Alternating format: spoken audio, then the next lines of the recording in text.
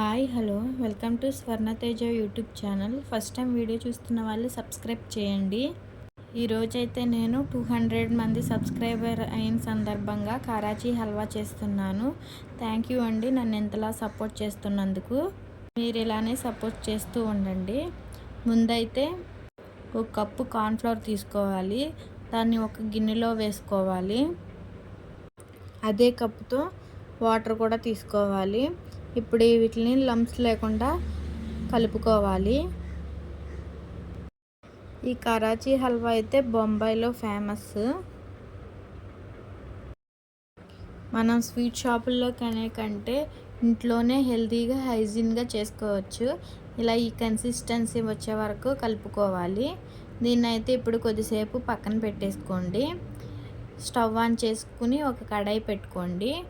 కడాయి కొంచెం వేడయిన తర్వాత ఒక 4 టేబుల్ స్పూన్లు నెయ్యి వేసుకోవాలి. ఈ నెయ్యి కూడా కరిగిపోవాలి.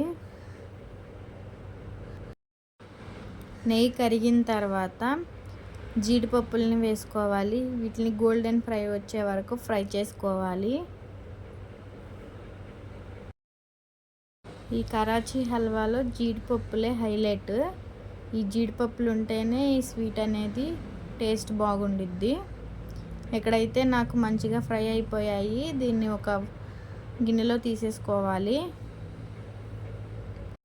ఏ కప్పుతో అయితే కార్న్ఫ్లోర్ తీసుకున్నారో అదే కప్పుతో పంచదార కూడా తీసుకోవాలి.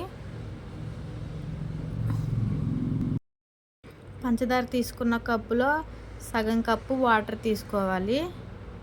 ఇప్పుడైతే ఇదంతా మంచిగా కరిగేలాగా తిప్పుకోవాలి.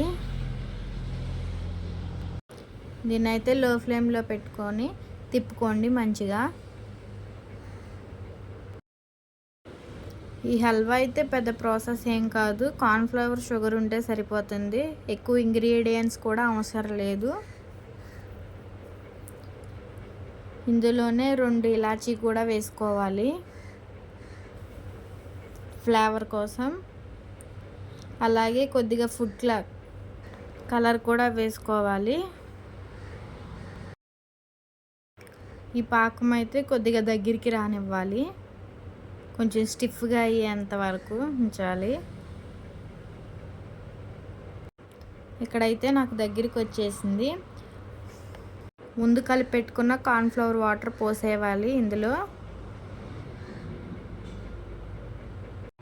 దీన్నైతే ఇప్పుడు సిమ్లో ఆపకుండా తిప్పుకోవాలి మంచిగా.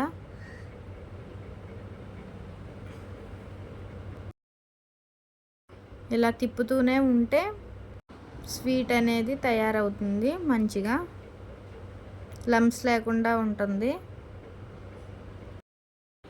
ఇలా నేను చెప్పిన విధంగా మీరు కూడా ఒకసారి ఇంట్లో తయారు చేసి చూడండి.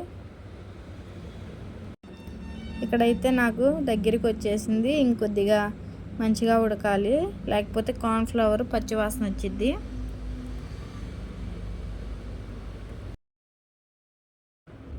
ఇందులోనే 2 టేబుల్ స్పూన్లు నెయ్యి వేసుకోవాలి.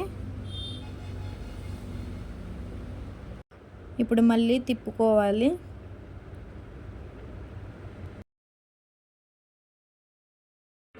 ఇది పెద్ద ప్రాసెస్ కూడా పట్టదు, 10 మినిట్స్లో అయిపోతుంది.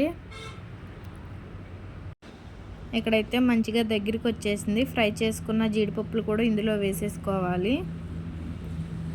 ఒక 2 మినిట్స్ సిమ్లో పెట్టుకుని తిప్పుకుంటే సరిపోతుంది.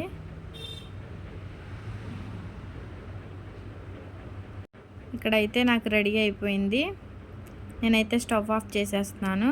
ఒక ప్లేట్కి నెయ్యి రాసుకోండి. ఆ ప్లేట్లో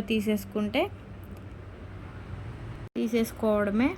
అంతేనండి, simple and tasty Karachi halwa ready. మీకు వీడియో నచ్చినట్లయితే like, share, subscribe my YouTube channel Swarnateja. Watching next.